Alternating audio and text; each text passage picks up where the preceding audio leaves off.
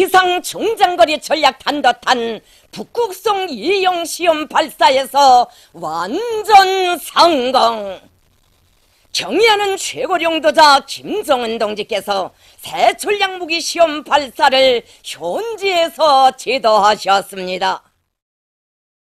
Nous avons en effet obtenu par nos services et les services de nos alliés des preuves que du chlore, des armes chimiques, avaient été utilisées.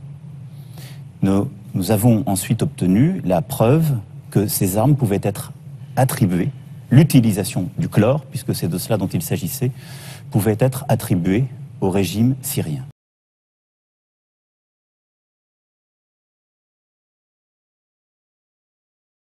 We can speak now to the Labour peer and former head of the Royal Navy, Lord West. He joins us from our Westminster studios. And thank you very much for your time this morning.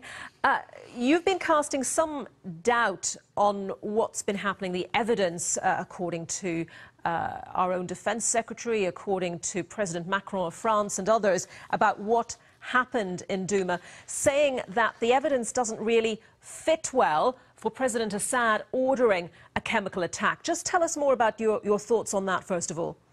Yes, President Assad is in the process of winning this civil war, and he was about to take over and occupy Douma, all that area. He'd had a long, long, hard slog, slowly capturing that whole area of the city.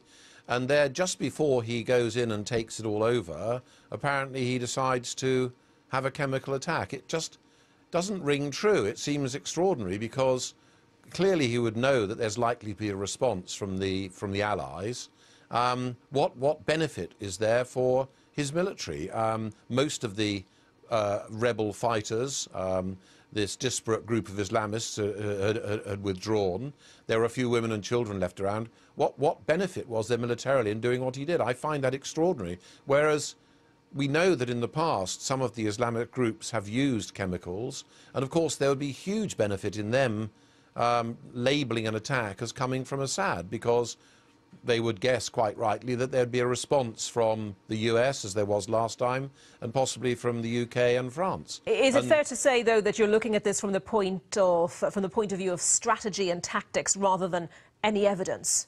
Absolutely, although we do know that the reports that came from there were from the White Helmets, who, let's face it, are not neutrals. You know, they're very much on the side of the disparate groups who are fighting Assad, and also the World Health Organization doctors who are there. And again, those doctors are embedded in amongst the groups, doing fantastic work, I know, but they're not neutral. And I am just a little bit concerned, because as we now move to the next phase in this war, if I were advising some of the Islamist groups, many of whom are worse than Daesh, I would say, look, we've got to wait until there's another attack by Assad's forces, particularly if they have a helicopter overhead or something like that and they're dropping barrel bombs, and we must set off some chlorine, because we'll get the next attack from the Allies.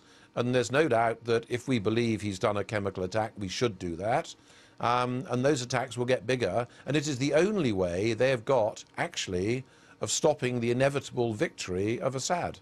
Are you saying that there may be something faulty with the intelligence, the proof that President Macron has said he has, with the, to quote the Defence Secretary here, Gavin Williamson, the significant body of intelligence which suggests the Assad regime is responsible for what happened in Douma? Are you suggesting there may be faulty intelligence behind all of this?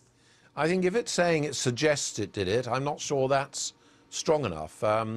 If they've got, and I'm not privy to this, if they've got really good intelligence, let's say, for example, GCHQ or NSA intercepts of Syrian officers discussing an attack and saying, yes, let's use chlorine, then okay, fine, and I have no difficulty with what was done, none at all. I think if he has used chemical weapons, it's absolutely right to do a rap across his knuckles to show him that the international community are not willing to put up with this, and it's right to do it.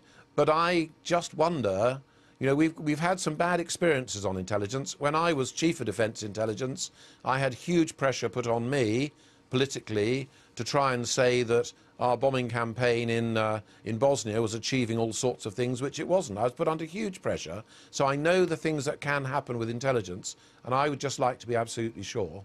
We know that the Russian Foreign Minister Sergei Lavrov said on Friday, or accused a Western state on Friday of perhaps fabricating evidence in Duma or somehow being involved with what happened in Duma.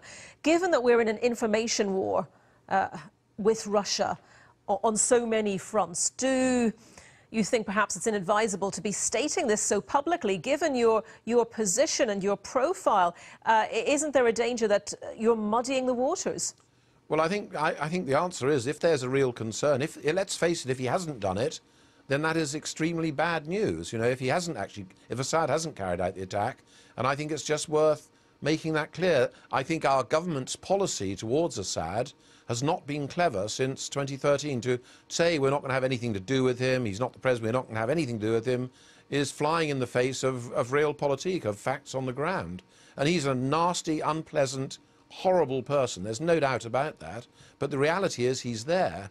And our policy of not talking to him almost has, if anything, prolonged this civil war. Do you have concerns, though, about giving war. Credence, perhaps, to the Russians? Well, I have to say that the Russians talking about another power doing it is complete nonsense. And the Russians, I'm afraid, lie as a matter of policy. So I have no truck with that. And so I'm not paying attention to what they're saying, to be quite honest. It's just my concern. You know, militarily, it just seems extraordinary.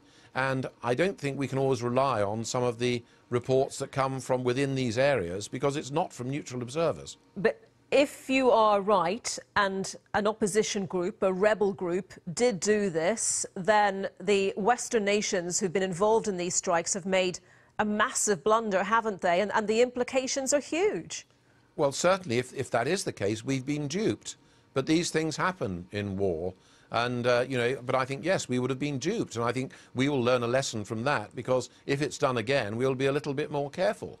But as I say, I hope, against hope, that they have got absolutely cast-iron intelligence, in which case the action that was conducted was absolutely right to slap him across his wrist. There is no doubt Assad is a loathsome man. There's no doubt in the past he has used chemical weapons, and there is a real danger of this creeping acceptance of chemical weapons being used, and that is a worry. So that's really the balance of how I'd put across my view. OK, Lord West, thank you very much.